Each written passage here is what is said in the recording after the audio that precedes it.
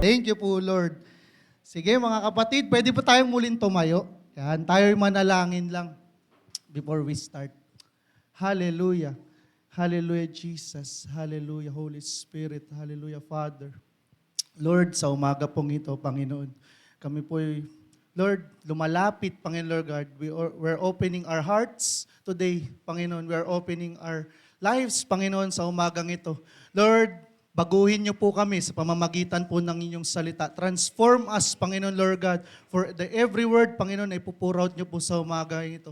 We declare for fresh manna and revelation sa bawat isa, Panginoon. We declare na wala po kaming mamimiss out, Panginoon, na kahit katiting, Panginoon, Lord God, na word mo, Panginoon, we declare for wisdom, knowledge, and understanding, Panginoon, sa bawat isa. Lord, na mauunawaan po namin yung bawat salita, Panginoon, Lord God, na pour out mo po sa umagang ito. We declare, Lord, na bawat word pong ito ay matatanim po sa aming mga puso at magbubunga po sa aming pong mga buhay. Salamat po, Panginoon, sa iyo pong lahat ng papuri, pagsamba.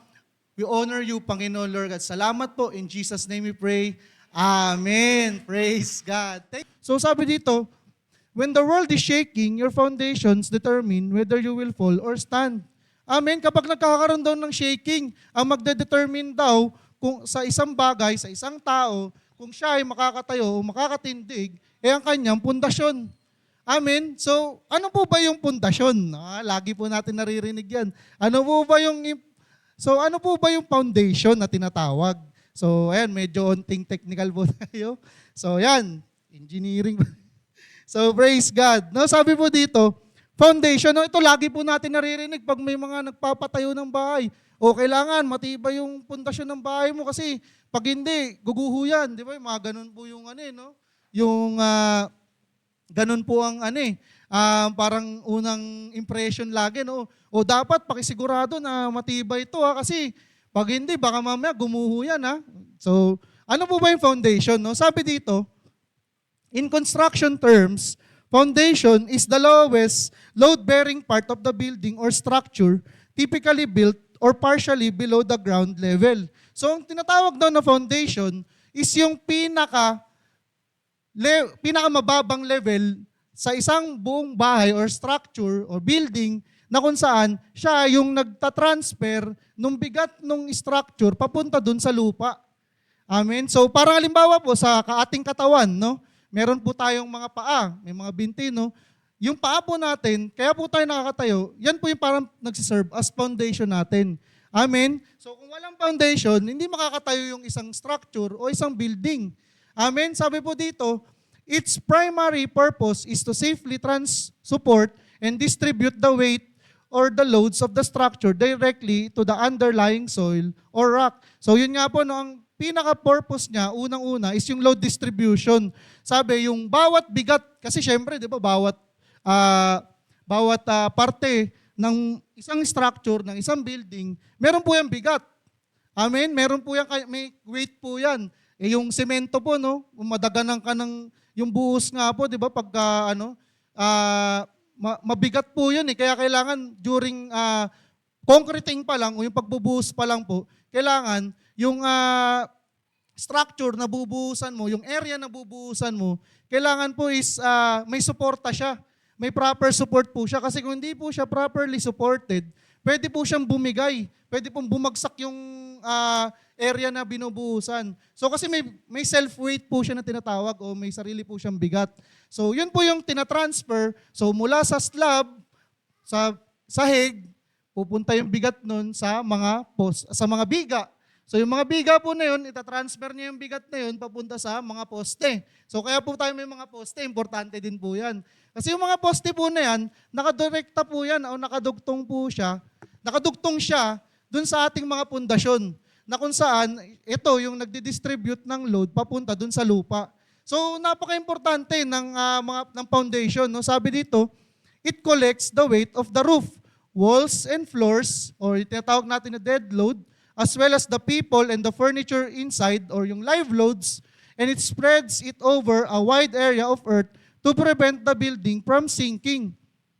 So kumbaga, para makatayo ang isang structure, siya yung nagbibigay ng stability dun sa isang structure. So sabi, it anchors the structure against lateral sideways forces like heavy winds, earthquake, and soil movement. So syempre, bukod dun sa sarili niyang bigat ng mga kinakarga niya, yung mga biga, yung mga poste, yung mga tao tayo po na nandito, ano ba, itong building po na ito. Meron tayong bigat meron po tayong kinocontribute sa bigat sa structure na ito. No? Bukod po doon, kino-consider din no, sa pagdidesign doon ng foundation, yung mga lateral loads na tinatawag. Yung mga lateral loads po, yung mga kagaya ng hangin. Di ba? May mga bagyo po. No? Dito sa atin, lalo po ang ating bansa, bagyuhin po yung ating bansa. No? Malapit po tayo sa Pacific Ocean. So, mas malaki yung chances na maraming bagyo na tumadaan po sa ating bansa. So, yung wind po na yun, di ba po, may nakikita po kayo sa balita po, no, na minsan yung mga building, pag sobrang lakas po ng bagyo, nagsisway din po sila. Hindi lang po yung earthquake yung nakakapag-cause ng pag-sway ng isang structure, maging yung wind. Lalo po yung mga tipong mga parang mga Yolanda na levels na po ng mga bagyo o hangin. Kaya nga po yung tinatawag na National Structural Code of the Philippines, continuously po siya na ina-update based po sa nagiging mga current na mga natural disasters. So, halimbawa po yung dun sa ating pong ngayon, yung sa latest edition po niya, ang considered po na level ng earthquake na dun sa design na kayang i-withstand is at least magnitude 8 na lindol. And dun sa wind load naman, at least yung parang level ng Yolanda na wind. So, yun po yung importansya no, ng foundation. So, kung wala yung foundation, hindi makakatayo ang isang structure o isang bagay. And tayo mismo, kung wala tayong foundation, wala tayong mga paa, hindi rin po tayo makakatayo. Amen? Hindi po rin tayo makakatindig. So, sabi po dito, so meron daw pong mga types ng foundation. So, merong malalim, may shallow foundation, may deep foundation. So, sabi dito, engineers choose a foundation based on the building size and strength of the soil. So, kino-consider din po no, sa pagde-design ng foundation is yung soil bearing capacity na tinatawag. Kasi yung type ng soil na kung saan ka magbi-build ng structure, kino-consider yan sa pagde-design dahil it also affects kung paano magiging stable yung foundation mo. So, halimbawa, yung isang area is, halimbawa, yung mga Manila area, yung mga matubig po na mga areas na kagaya ng sa Manila, yung mga reclamation. So, ayan po kasi usually, yung mga areas na yan, mabababa po yung yung water level po dyan. So, kapag ka nagukay ka dyan, talagang unang mo mauukay, usually mga burak, mga matubig, maputik. So, kaya yung mga kadalasan pong mga foundation dyan, lalo yung pag mga commercial building po siya, usually nagpipilote po sila o yung tinatawag natin yung mga deep foundation po. No? So pile, so gumagamit po sila nag-uukay sila ng napakalalim po. Kasi ang importante dyan, mahanap mo yung pinaka-hard strata na tinatawag o yung pinaka-matigas o yung term na sinasabi na adobe na, yung kumbaga, parang yun po yung naririnig po natin madalas. No? Ito adobe na to, matigas na, di ba? Parang ganun.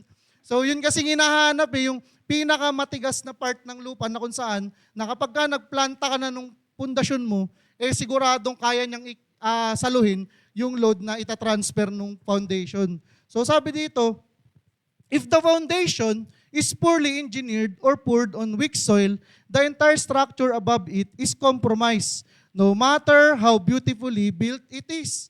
Amen? No, so alam naman po natin yun, no, na kahit gaano kaganda o gaano ka in terms of aesthetics, no, kumbaga, in terms of design, napakaganda, architecturally, napakaganda ng isang structure.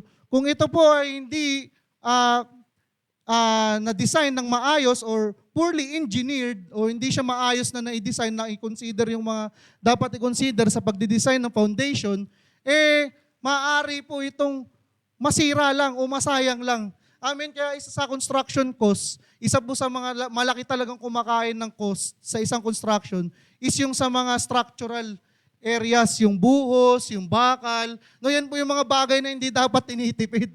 Amen. Kasi over time, lalabas at lalabas yung effect niyan kapag tinipid ba yan or ginawa ng tama. Amen. O, gaya ng nangyayari po yun sa ating bansa, yung mga na-expose, mga flood control. Amen. No, nung dumating yung mga bagyo-bagyo at yung talagang bumaha po ng matindi, doon na-expose yung mga corruption. Amen. Doon na-expose na dami palang mga substandard na materials, yung madami pala na mga tawag dito, dineclare na tapos pero hindi pala nagawa, no? So nakakalungkot po yun, and patuloy po natin ipag-pray po yung mga bagay na ito, no? Na ma-expose at managot po yung mga dapat po managot dito sa mga bagay na ito, no? Kasi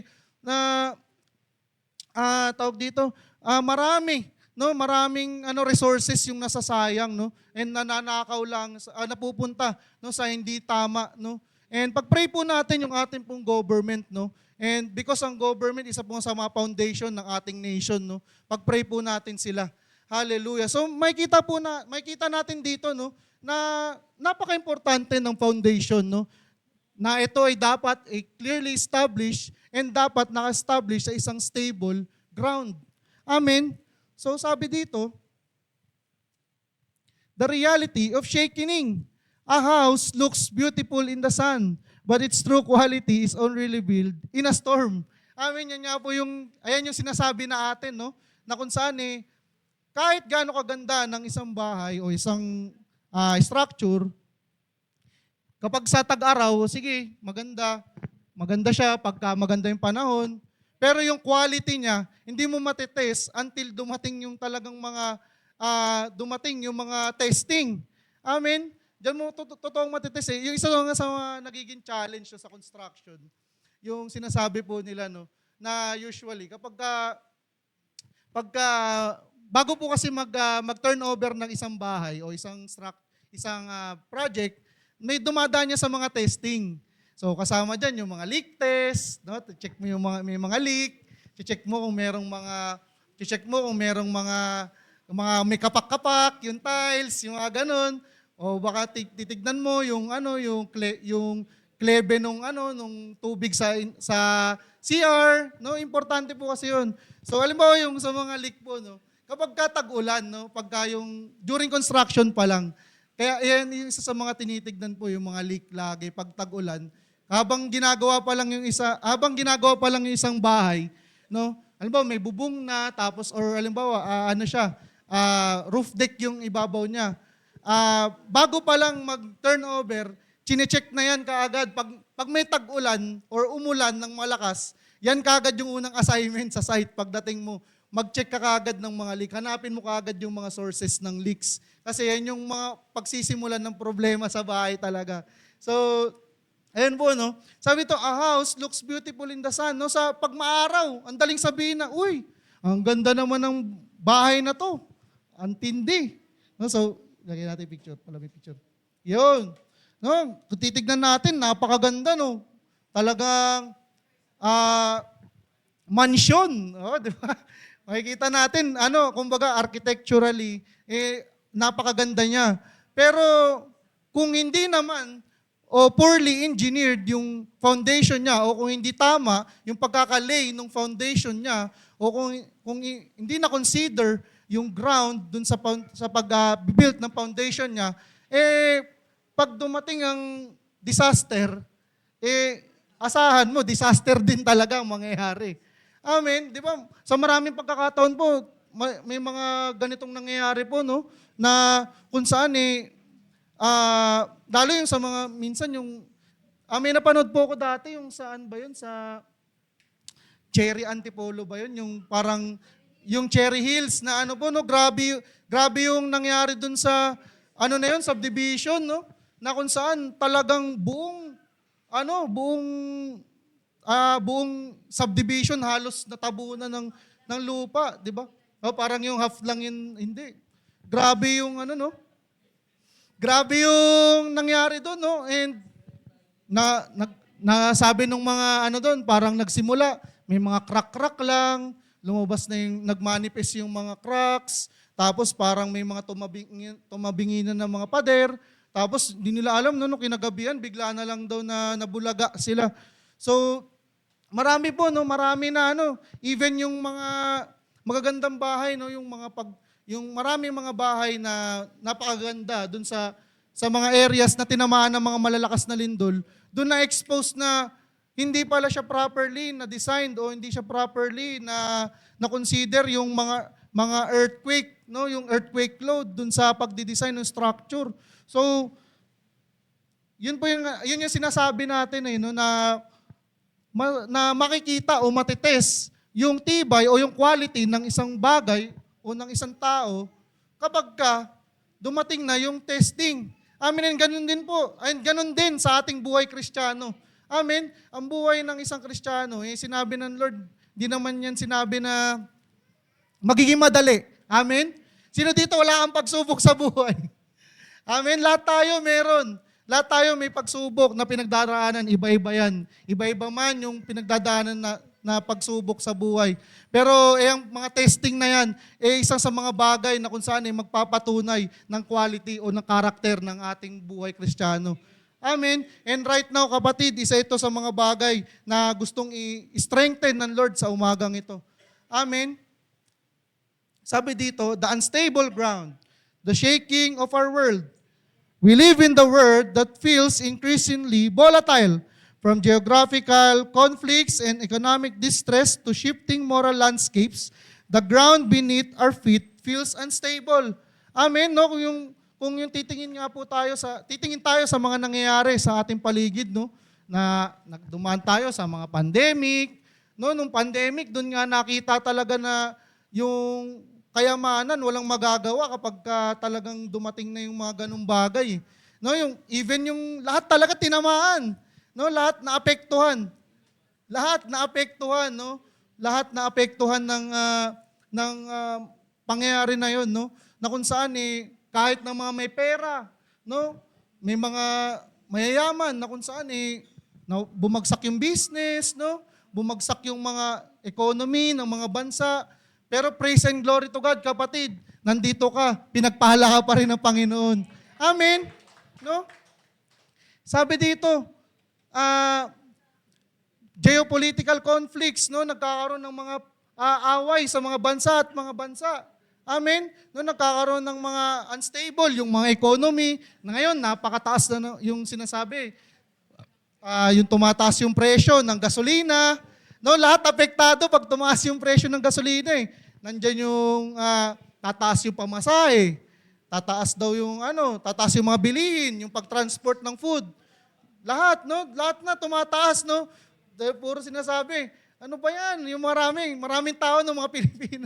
Tayo nagrereklamo, no? Pero makikita mo talagang nakakain pa rin naman 5 times a week, 5 times a day. No? Talagang No, maraming tao sinasabi, ano ba yan? Ang hirap ng buhay. Pero makikita mo, mga tao ngayon, imbis na mag-shrink, naglalabaran. Nag-aanuhan tayo, no? Pinagpapala lalo ng Lord. Amen? No, na kung saan, every time, sabi nga, every time na may crisis, no, lagi mong isipin, Christ is. Amen? Isipin mo palagi yung karakter ng Panginoon o yung kung paano kikilos ang Lord sa buhay mo. Amen? God forewarned us that the shaking would come to test what is built on truth. Amen? No, sinabi po yan sa Bible na kung saan magkakaroon talaga na shaking. Kailangan mayugyog. Kailangan mayanig. Sige nga, yung katabi mo kapatid, yugyugin mo. Yeah. Yeah. Yugyugin mo. Baka inaantok na. Praise God. Thank you po, Lord. No? Magkakaroon talaga na shaking. Magkakaroon talaga na shaking. Sabi, bakit daw? Para makita kung sino talaga yung mga tunay na anak ng Panginoon. Sino yung mga tunay na worshiper ng ating Panginoon in the last days. Amen. Sabihin mo sa katabi mo, kapatid, ikaw yun. Amen. Pang-end time ka, kapatid. Hallelujah. Praise God. Thank you po, Lord. Sabi po dito, the signs of the times. Jesus described these days not to terrify us, but to prepare us for the future. Amen. No? Yun yung ating sinasabi kanina na hindi man exactly sinabi ng Lord kung kailan yung time or yung season, pero binigyan niya tayo ng signs. Amen. For us to be aware. And kapatid, dapat aware ka.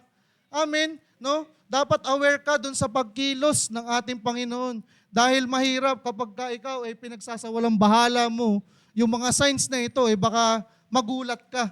Amen? Yung mga, halimbawa, yung mga taong hindi nagpe-prepare, halimbawa sa exam lang po, sa mga estudyante, yung makikita mo kagad kung sino yung mga nag-review tsaka hindi nag-review.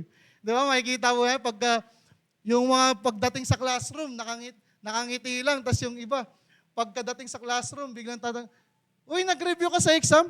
Ha? May exam? Yun yung mahirap eh. Yun yung mahirap, no? Na hindi natin alam yung exam, no? And tayo kapatid, no? Binibigyan tayo ng pointers ng Lord, no? Na binibigyan tayo ng mga signs ng Panginoon para tayo maging aware. That is wisdom, kapatid. Yan yung wisdom na binibigay sa atin ng Lord sa umagang ito. No, sabi dito, sa Matthew 24, verse 1 to 14, pwede po bang sabay-sabay natin basahin? 1, 2, 3, fire! Jesus left the temple and was walking away when his disciples came up to him to call his attention to its buildings. Do you see all these things? He asked. Truly, I tell you, not one stone here will be left on another. Everyone will be thrown down. As Jesus was sitting on the Mount of Olives, the disciples came to him privately.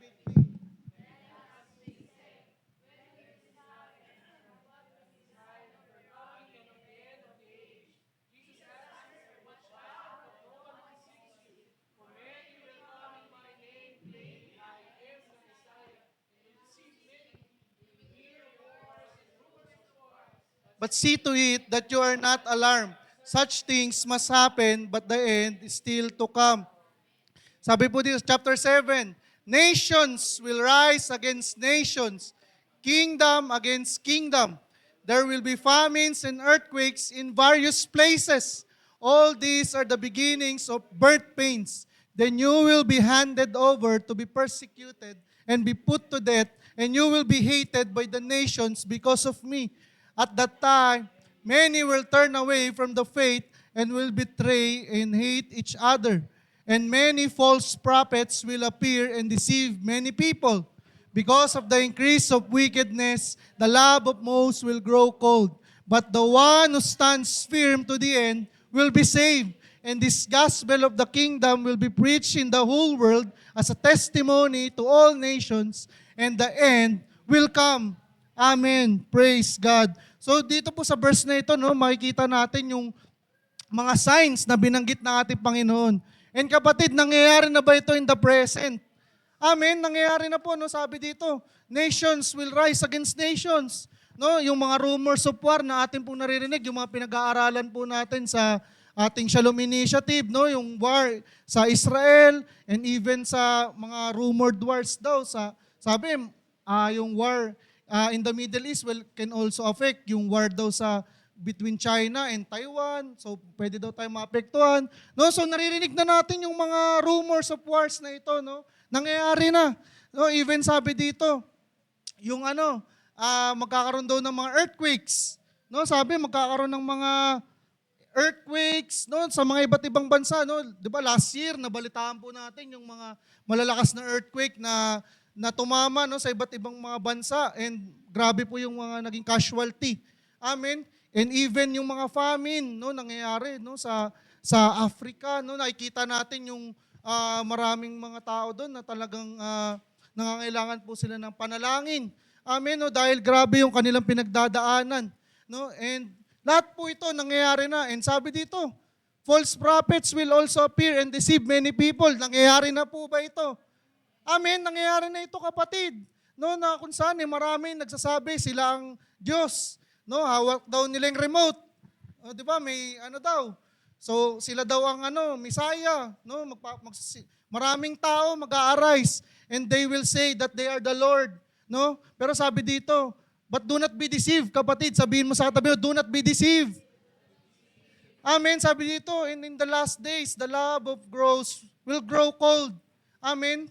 No, marami daw manlalamig in the last days. Pero sabi dito, no, in-highlight ko ito, kapatid. Sabi dito, pwede bang basahin natin sabay-sabay? 1, 2, 3, fire. But the one who stands firm to the end will be saved. Amen. Yung nananatili hanggang wakas, Siyang maliligtas, kapatid. And kapatid, kaya ikaw yung nakakarinig ng salita na ito, nire-remind tayo ng Panginoon for us to stand firm today. Amen. Sabihin mo sa katabi mo, kapatid, stand firm. Hallelujah. Praise God. Nicole, layo maliban.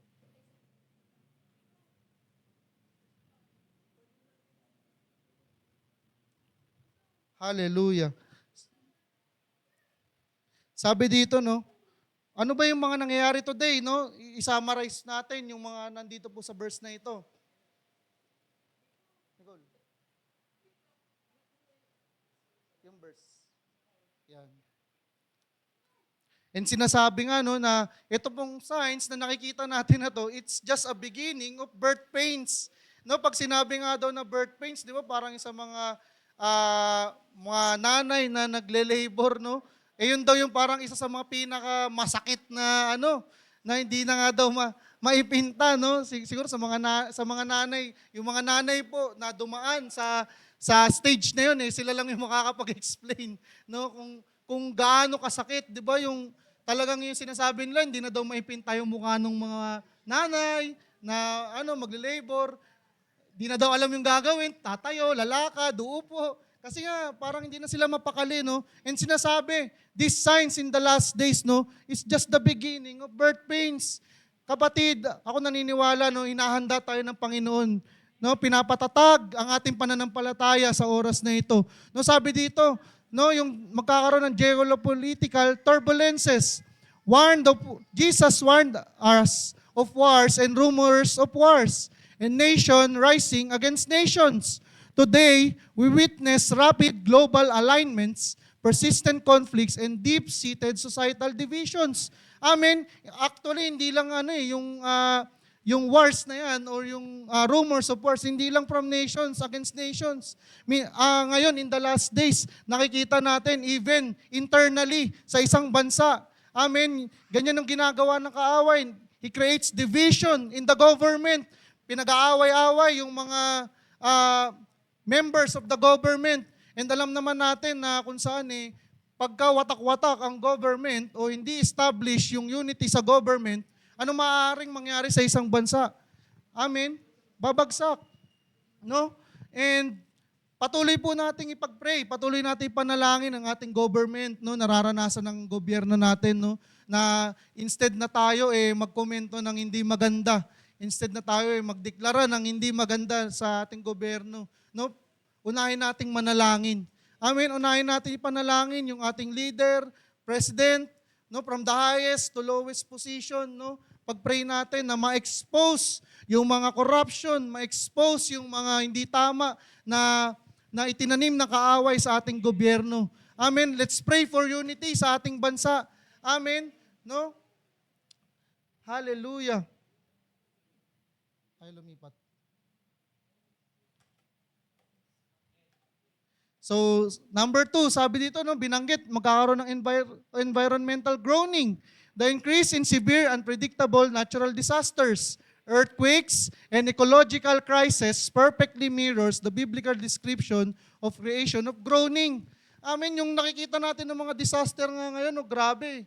And even sa bansa nga po natin, no, nararanasan natin na grabe yung mga pagbaha, no, yung mga dating lugar na hindi naman binabaha, ngayon talagang binabaha na ngayon unting ulan, talagang grabe yung pagbaha. Yung mga earthquakes na nangyayari, no, sa iba't ibang parte ng mundo na kung saan talagang grabe yung effect niya, no, dun sa maraming mga nagiging casualties. Talagang winawasak even minsan yung mga cities mismo nasisira. No, sabi dito, it creates ecological crisis that perfectly mirrors the biblical description of groaning, no? Na kung saan nagkukos ng pagkatakot, no? In the last days, sabi. Pero kapatid, nire-remind ka ng Lord, huwag kang matakot. Amen. Siniremind ka ng Panginoon, huwag kang mangamba. Amen. No? Sa kabila ng mga bagay na nangyayaring ito, kapatid, ang Lord ang seguridad mo. Amen. Hallelujah. Palakpakan natin ng Panginoon. Sabi po dito, no? And ito yung isa sa mga nakakalungkot, no? There's a spiritual deception. Amen. No, ito yung isa sa mga bagay in the last days na kung saan talagang mangyayari. Amen. And we're witnessing it today, no, sa church, no, na kung saan sabi dito, perhaps the most sobering sign is the cooling of love. Amen. Na kung saan sabi in the last days, marami daw manlalamig. In the last days, maraming tatalikod sa ating Panginoon. In the last days, marami na kung saan tatalikod sa kanyang pananampalataya. No, na kung saan manlalamig. And ang totoo, kapatid, yung panlalamig, hindi yan isang biglaan lang na nangyayari. Amen. It starts, no, little by little, na kung saan kapag nagsisimula yan sa bawat choices na pinipili mo araw-araw. Amen. No, every day, sinasabi nga, no, tinuturo sa atin ni Pastor Jooms na we are spiritually under attack. Amen. Yan yung isa sa mga bagay na ginagawa ng kaaway in the last days. Isa sa mga pag-atake ng kaaway na kung saan ang gusto niyang mangyari, hindi ka lang naman basta na parang hindi ka naaatin ng church . Ang ginagawa ng kaaway unti-unti, kahit na ikaw gumaatin sa gawain, malayo yung puso mo sa Lord. Amen. Nawawala yung intimacy. Amen. In the last days, yung isa sa mga bagay na nananakawin ng kaaway sa mga Kristiyano, yung intimacy mo sa Lord. Amen. And no, i-share ko lang po, no, napakaganda nung ginawa ng Lord sa gawain ng kabataan, no. Praise God, praise and glory to God. Palakpakan po natin ang Lord. No, yung tema po nito is establishing your relationship with the Lord. Amen. Kailangan natin ito in the last days, no. Kailangan ma-establish yung relasyon mo sa Panginoon. Kapatid, baka masyadong malayo ka na. Malayo na yung puso mo sa ating Panginoon. Ito na yung pagkakataon mo, kapatid, na kung saan i-re-establish mo muli yung relasyon mo sa ating Panginoon. Hallelujah. Sabi dito, in a culture that increasingly calls evil good and good evil.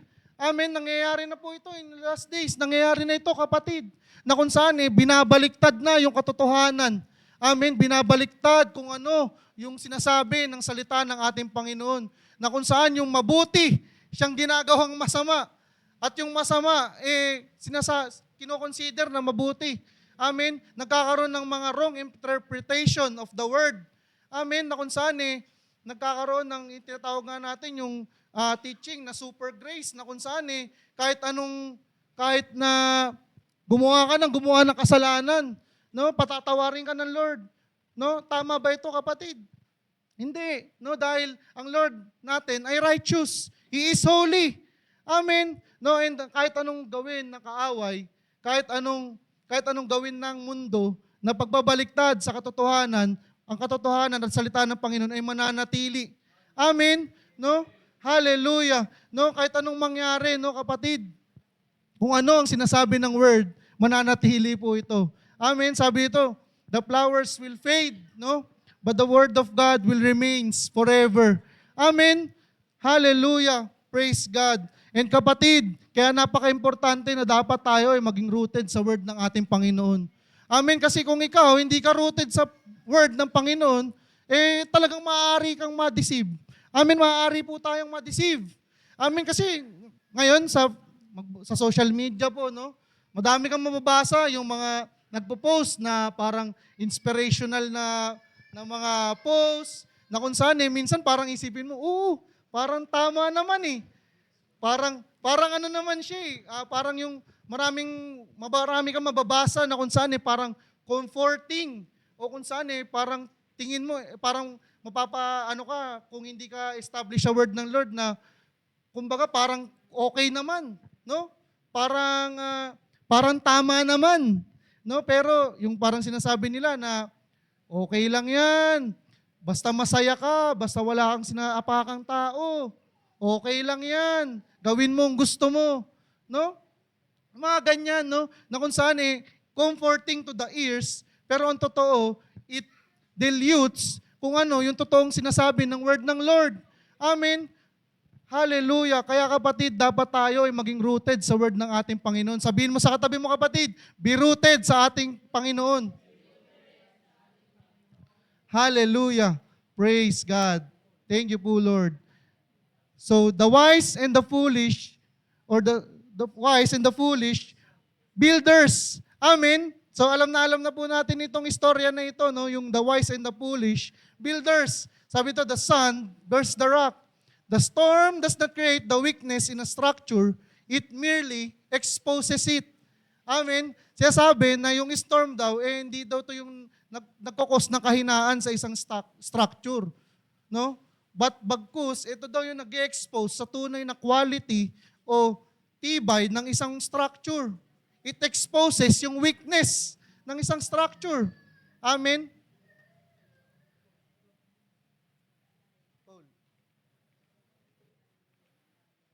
Hallelujah. Praise God. So ayan, no? The wise and the foolish builders. No, alam naman natin yung story po na ito, no? Sabi dito, no? The wise and the foolish builders. Therefore, everyone who hears the words of mine and puts them into practice is like a wise man who built his house on the rock.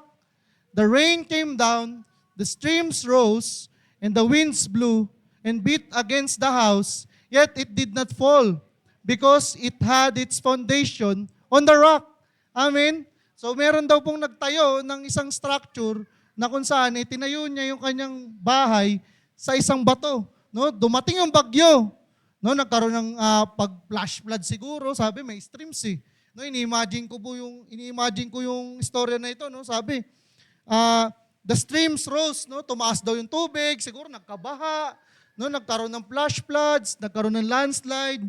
Pero sabi dito, and the winds blew and beats against the house.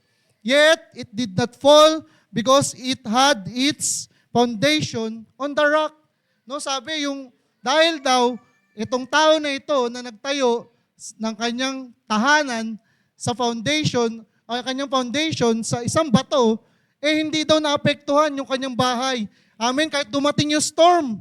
No, sabi dito, kung babasahin niya natin, the rain came down, the streams rose, and the wind blew and beat against the house. Siguro, ini-imagine ko yung demonstration ng Lord dito, talagang bagyo. No, yung talagang may humahampas na hangin, tapos talagang kumukulog, kumikidlat, tapos bumabaha. May sabi dito, streams rose, tumaas yung tubig, no? Pero sabi, hindi daw naapektuhan yung bahay dahil matibay yung kanyang pundasyon. Amen? But everyone who hears these words of mine and does not put them into practice is like a foolish man who built his house on the sand. The rain came down, the streams rose, and the winds blew and beat against that house, and it fell with great crash. Amen? Sabi dito, meron din daw isang tao na nagtayo sa buhangin. No, na kung saan nagtayo siya ng kanyang bahay sa buhanginan. Na kung saan dumating ang bagyo, dumating ang malakas na ulan, malakas na hangin, natangay at nasira ang kanyang tahanan. Amen. No? Sabi dito sa parable na ito, no, para daw itong tao na kung saan siya ay in-establish niya ang kanyang buhay sa isang temporary na bagay. Amen?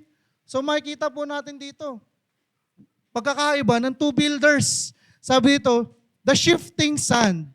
No, itong bagay na tinutukoy ng Lord, o tao na tinutukoy ng Lord sa parable na ito, na kung saan nagtayo ng kanyang bahay sa sand, is para daw isang tao o isang Kristiyano na kung saan building your life on feelings, wealth, political alliances, or cultural waves. No, makikita natin dito sa description na ito na kung saan, ito yung mga bagay na temporary lamang. Amen? Yung wealth, yung feelings, amen? Yung emotions, amen? And sabi dito, or cultural waves, o nakikisama ka lang dun sa go, yung sinasabi nilang go with the flow. Amen? No, kung yung mga tao na kung saan, they're building their life through their feelings or they're establishing their lives by emotions, masyadong nakaasa o masyadong naka-establish ang kanilang buhay sa wealth, which is temporarily lamang at nakikisunod lamang sa agos ng mundo. Ito daw yung mga tao na kung saan parang tao na nagtatayo sa buhangin. Amen? Sabi ito, it is easy to dig and highly appealing when times are good. but possesses zero holding power when the storms eventually arrive. Amen? Ang totoo kapag masagana, madaling maging masaya. Amen sa mundo.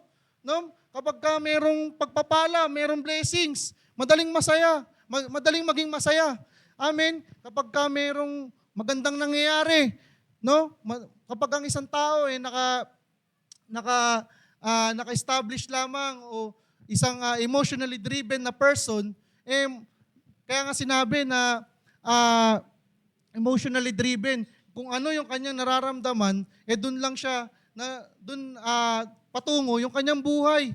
Amen? And these are temporary things. Amen? Sabi dito, cultural waves. No? Maraming tao ngayon, kung ano ang uso, yun ang sinusunod. Amen? Kung ano ang maganda o pasok or in sa mundo, yun ang sinusundan. TikTok dito. No? Yung, kung anong uso. Amen? Kahit hindi nakakalugod sa Lord. Amen? Kahit hindi tama sa paningin ng Panginoon, sunod sa uso.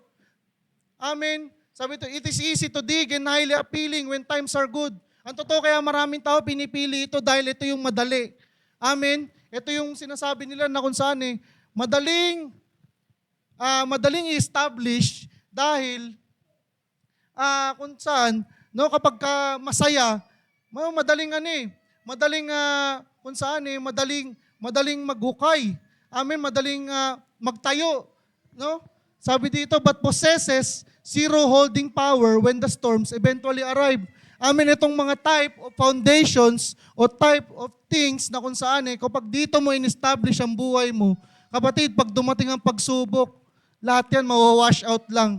Amen, parang buhangin. No, 'di ba nakakita na ba kayo ng buhangin sa dagat na pag nag-create ka ng yung sandcastle, 'di ba? Sandcastle, no? 'Di ba? Kahit mataas mo pa 'yan, pagka tinamaan ng waves 'yan, talagang tumba lang no? Ito daw ay mga bagay na temporary lamang. Amen, kaya sinasabi ng Lord, kapatid, huwag mong i-establish ang buhay mo sa mga bagay na ito. Amen. But sabi dito, yung isang builder o sinasabi na wise builder na kung saan, sabi dito, everyone who hears the words of God and puts them into practice, ito daw yung mga tao na kung saan they build their foundation on the immovable rock. Amen? At sino ba itong immovable rock na ito? Walang iba kung hindi ang ating Panginoon. Amen? Hallelujah. Building your life deeply on the solid word and in the security through Jesus Christ. This foundation requires deep labor, choosing obedience when it is unpopular, sacrifice when it is costly. Amen? Ang totoo, kung ikaw gusto mong ma-establish o gusto mo na mag-establish ng buhay mo sa ating Panginoon, sabi dito, ito daw ay hindi madali. It requires deep labor. Amen? Kailangan paghirapan mo. Amen? Kaya nga sinasabi, faith without action is dead. Amen? Sa bawat pananampalataya na ipo-pour out mo, kailangan may kakibat na pagsunod. Amen? Sabi dito, this foundation requires deep labor, choosing obedience when it is unpopular, and sacrifice when it is costly. Amen? In the last days, kapatid, ito yung isa sa mga bagay na kung saan magiging testing. No? Ito yung magiging testing in the last days. No? Na despite of the things to come, despite of the things to happen in these last days, makakaya mo pa rin bang sumunod sa ating Panginoon?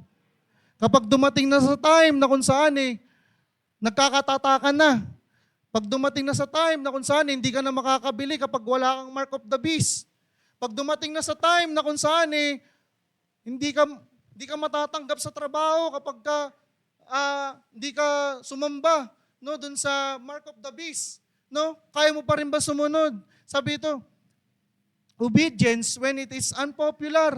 Amen. In the last days, ito yung isa sa mga magiging testing sa atin ng Lord. Obedience. Amen. Kaya mo pa rin bang sumunod sa Lord kapag nandyan na yung trials? Amen. Kaya mo pa rin ba sumunod sa Lord kapag nandyan na yung pagsubok? Pag nandyan na yung pagpipigil ng kaaway? Kaya mo pa rin ba mag-share ng word? Pagka dumating na sa point na kung saan nagiging bawal na.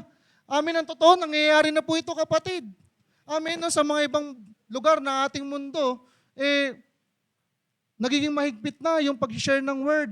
Even sa cellphone po, di ba, bawal na sa ibang bansa yung may Bible ka.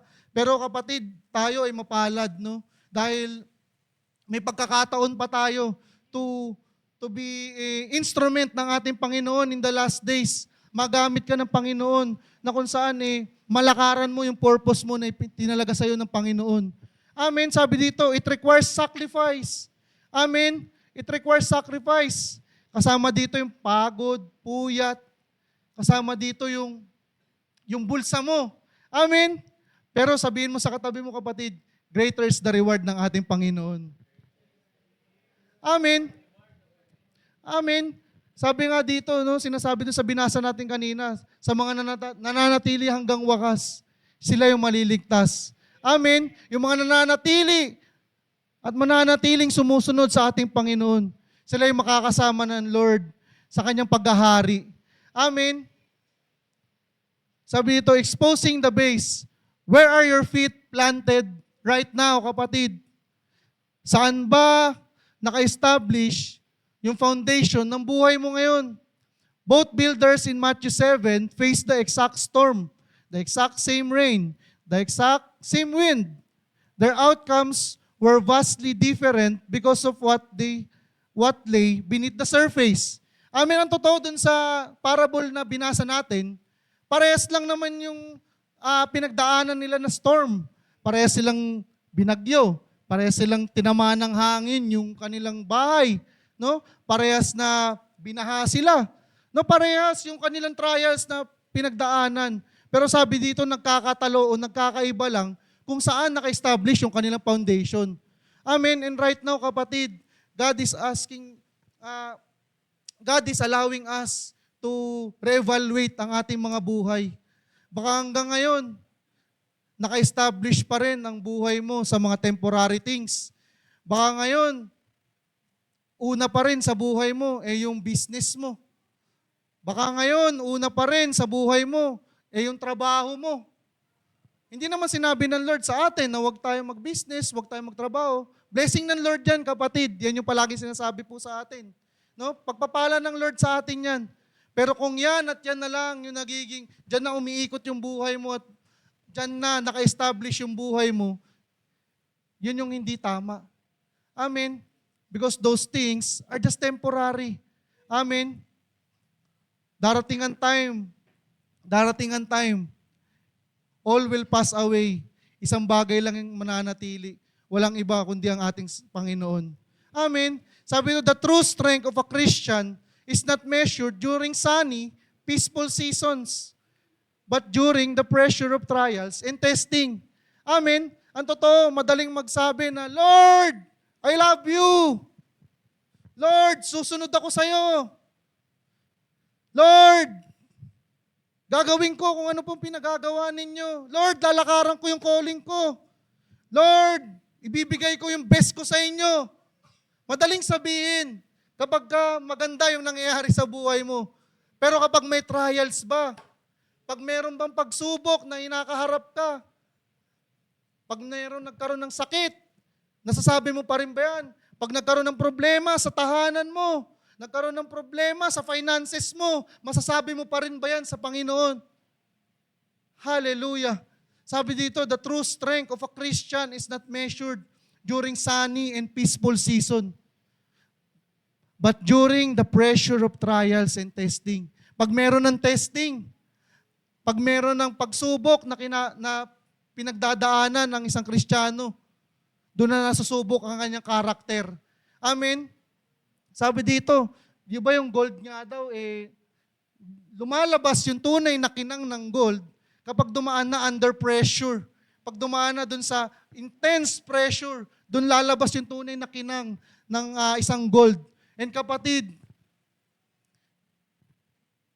ito rin yung isang bagay na gustong gawin sa atin ng Lord. God is purifying us. God is testing our character today. Gustong makita ng Lord yung tunay na laman ng puso mo sa oras na ito. Kung ang Lord ba ang nasa puso mo, o ikaw pa rin ang nasusunod dyan. Hallelujah. Praise God. The right response. Hallelujah. Sabi dito, how do we stand firm? No? Paano ba tayo makakatayo? O paano ba tayo makakapanatili na tapat sa ating pananampalataya sa Panginoon? How do we establish our life not with panic but with posture? Amen. Sabi dito, number 1, look up. Sabi mo nga sa katabi mo, look up. Look up. Sabi dito, number 1, look up, no, Raisa May. Sabi dito, look up, no? Number 1, anchor your hope. Amen.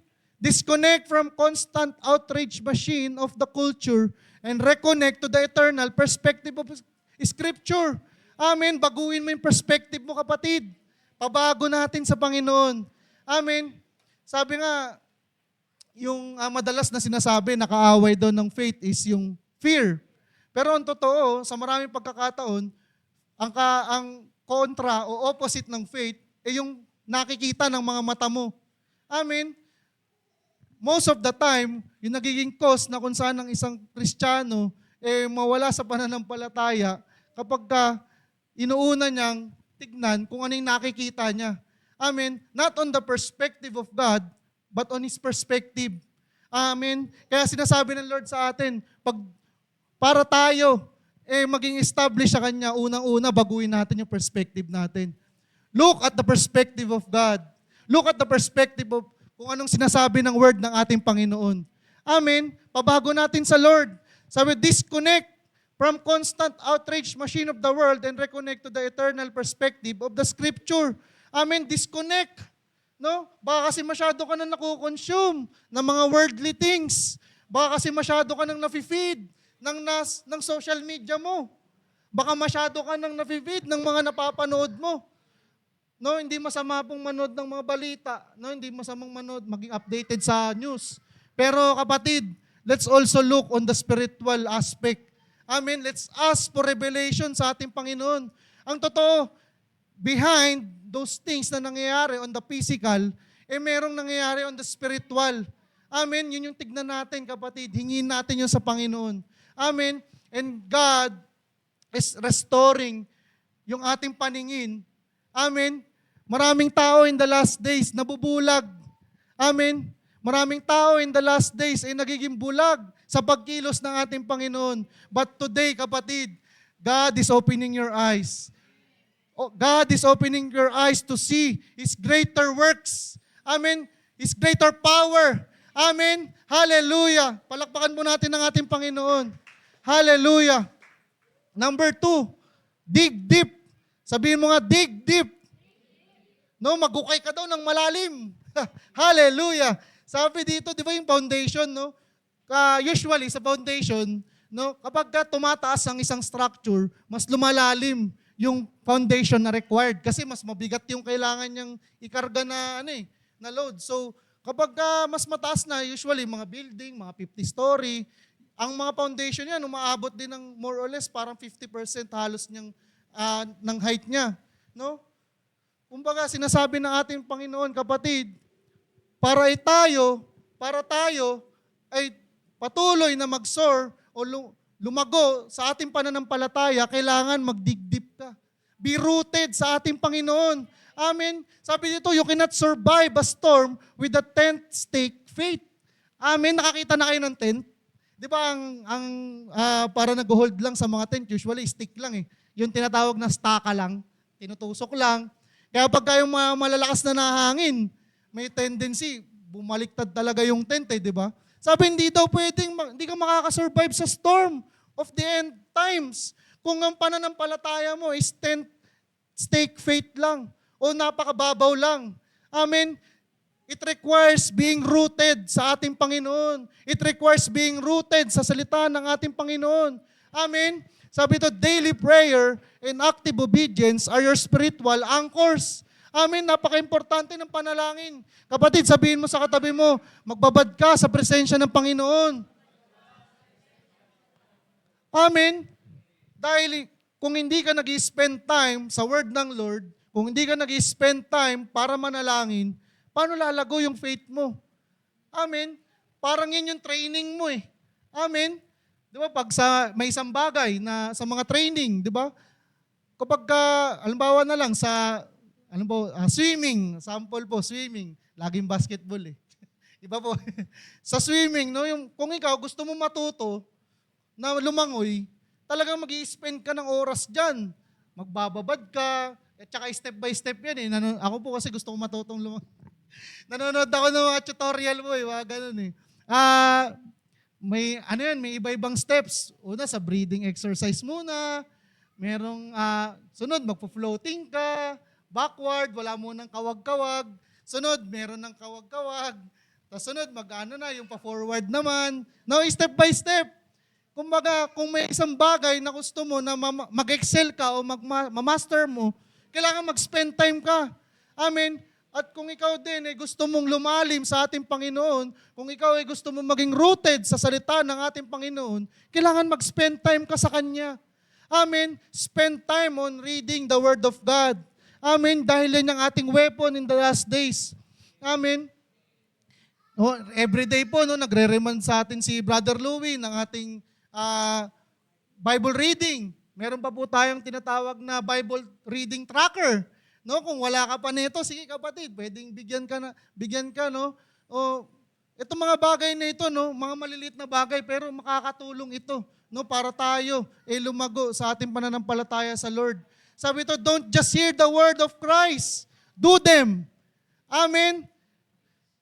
Hallelujah. Sabi dito, wag ka lang nakikinig sa salita, wag mo lang pinapakinggan at pinapasok sa tenga mo yung salita ng Panginoon. Ang sabi dito, lakaran mo. Amen. Hallelujah. Sabi dito, di ka lang dapat nananatiling nakaupo, nakikinig. Amen. Dapat nilalakaran mo rin yung pananampalataya mo sa ating Panginoon. Amen. Obedience is the cement that bonds us to the rock. Amen. Kung ikaw walang pagsunod sa ating Panginoon, baliwala yung pananampalataya mo.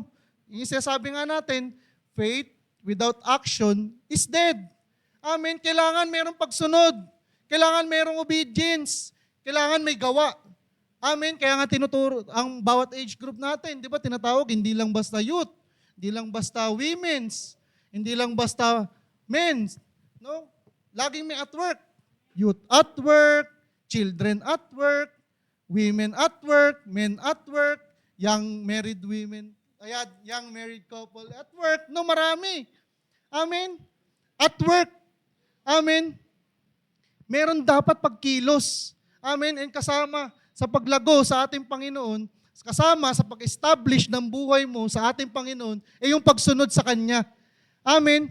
The more that you become rooted sa ating Panginoon, the more na lumalalim yung relasyon mo sa ating Panginoon, the more na you get to dig deep into His Word, the more na na-establish at nagiging stable ang relasyon mo sa Kanya. Amen. The more na ikaw ay nakakatindig through the storm. Amen. Kasi yung puno, no, nakakita na po kayo ng puno na kung saan yung mga 50 years old na puno. Yung ugat nun, makikita nyo pag hinukay, talagang ang lalim. Di ba? Hindi siya basta-basta na bumibigay. Kahit na ilang bagyo na yung dumaan, ilang mga earthquakes na yung dumaan, hindi siya nabubuwal. Bakit? Kasi kapit na kapit siya dun sa malalim yung kanyang roots. Amen and kapatid. Yun yung gustong makita sa atin ng Lord. For us to be rooted to Him, for us to be established to Him, kailangan mayroong pagsunod. Amen. Hallelujah. Praise God. And last, sabi dito, reach out. Sabi mo nga, reach out. Become a sanctuary. The church shouldn't be closed bunker to hide in, but a bright lighthouse guiding a lost world to ultimate safety. Amen. Sabihin mo nga sa katabi mo, kapatid, ikaw ang church. Amen. Sinasabi ng Lord, More than this structure, tayo ang kanyang church. Amen. And ang church, sinasabi dito, hindi dapat sarado. Amen. You're not closing your life sa iba.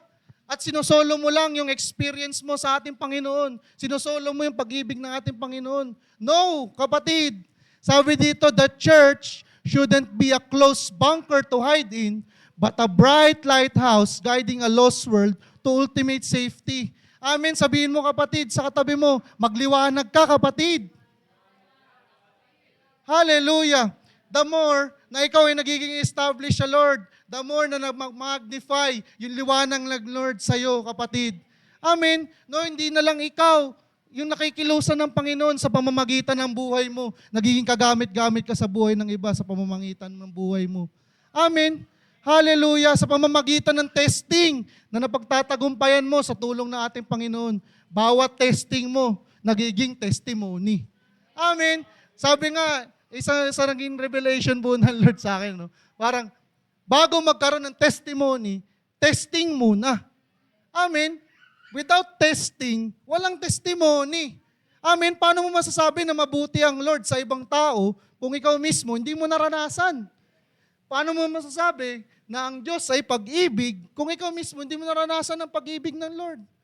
Paano mo masasabi, halimbawa sa pagkain, paano mo masasabi na masarap ang milk tea kung hindi mo naman natikman? Di ba? Mahirap i-describe.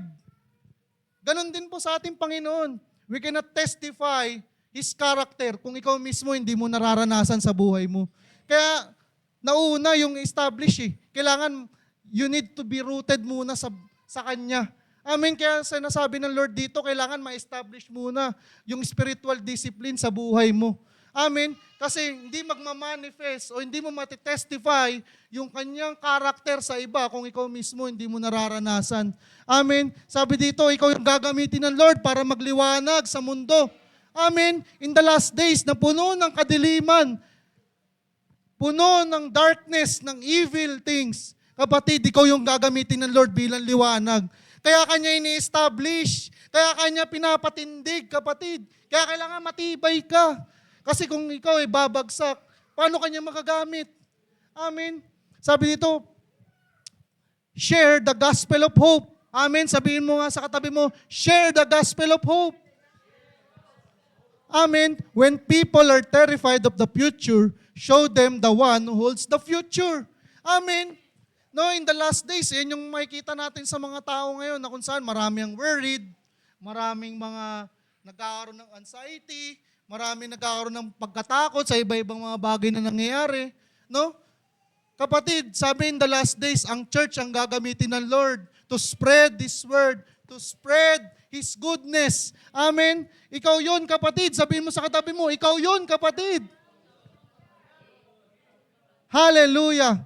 Praise God. Sabi dito, a beacon of hope, a lighthouse. As the cultural foundations of society continue to crumble, people will desperately search for solid ground and stable hope. Amen. In the last days, sinasabi ng mga prophets natin na kung saan in the last days, yung mga tao lalapit sa church mismo. Amen. Darating yung time na kung saan ikaw na yung hihingian ng advice, no? Ikaw yung hihingian ng payo, ng panalangin, no? In the last days, kapatid, makikita ng mga tao kung paano kumikilos ang Lord sa buhay mo. Amen. No, sabi dito parang isang lighthouse. No, yung 'di ba yung lighthouse, ang purpose po niya magbigay ng liwanag para doon sa mga barko na dumadaan, no? Para makita nila na malapit na sila doon sa isang island o doon sa isang isla. Kapatid, in the midst of darkness, ikaw yung gagamitin ng Lord bilang liwanag niya. Amen. Hallelujah. In this end times, kapatid, kaya ini-establish ng Lord, kaya pinapatibay ng Lord yung pananampalataya mo kasi matindi yung paggagamitan niya sa'yo. Amen. Sabi ito, kasi kung mahina yung lighthouse na yan, alam niyo yung, di ba sa mga dagat, malalakas ang hangin dyan. May bagyo, wala. Talagang may time na malakas ang hangin, talagang nayayanig, tatamaan ng mga alon. Kung hindi matibay ang lighthouse na yan, bibigay yan. Amen. Paano niya maserve yung purpose niya kung mahina siya? Amen. Kung hindi siya established dun sa kanyang foundation. Amen. And ikaw din, kapatid. Hallelujah. Kaya ka pinapatatag ng Lord. Kaya ka pinapatibay ng Panginoon in the last days kasi gagamitin ka niya for His greater glory. Amen. Our call as the church is to stand and face on the rock cliff of Christ. Amen. Tinawag ka ng Lord to stand firm, kapatid. Amen. Hallelujah. Casting a powerful, reassuring light across a dark and chaotic sea. Amen. In the midst of storm, in the midst of trials, kapatid, magsashine pa rin yung liwanag ng Lord sa buhay mo. Amen. Hallelujah. Palakpakan po natin ng Panginoon. Hallelujah. Praise God. The unshakable kingdom, an eternal promise for those who have placed their hope in Jesus Christ. Amen. Hallelujah. Sabi po dito, an eternal guarantee. What cannot be shaken? Hallelujah. Hebrews 12:27-28 declares that God will shake the temporal things so that the eternal, unshakable reality of His kingdom will stand forever. Amen. No, magkakaroon talaga ng shaking. Magkakaroon talaga ng shaking. Magkakaroon talaga ng pagyugyog sa mundo in the end times. Sasalain. Sasalain. Kung sino yung mga mananatili. Hallelujah. Sabi dito, you cannot stop the storms of your life from rising, but you can choose your foundation today. Hallelujah. Build your life on Jesus. Hallelujah. Praise God. Ang totoo, hindi magiging madali yung ating pagdadaanan in the last days. No, sinabi na po ng Lord yan. Sinabi na ng Lord na kung saan hindi magiging madali yung ating mga trials na kakaharapin in the end times. Sabi, birth pains pa nga lang daw yung nararanasan natin ngayon. Hindi natin mapipigilan itong mga bagay na ito. But what we can do is to make a choice. Amen? What we can do is to make a step. Hallelujah. What we can do is to build our life on Jesus. Amen. Hallelujah. Dito na po ako matatapos. Sabi dito, choose today to build your life upon the solid rock, the rock of our foundation, our Lord and Savior, Jesus Christ. Amen. Hallelujah. Pwede ba tayong lahat ay tumayo? Hallelujah. Hallelujah. Kapatid, God is reminding you today. Pwede bang ideklara natin ito sa bawat isa? 1, 2, 3, fire. You are built to last for eternity. Amen. Pwede ka bang umikot, kapatid? Ideklara mo lang sa bawat isa. Hallelujah.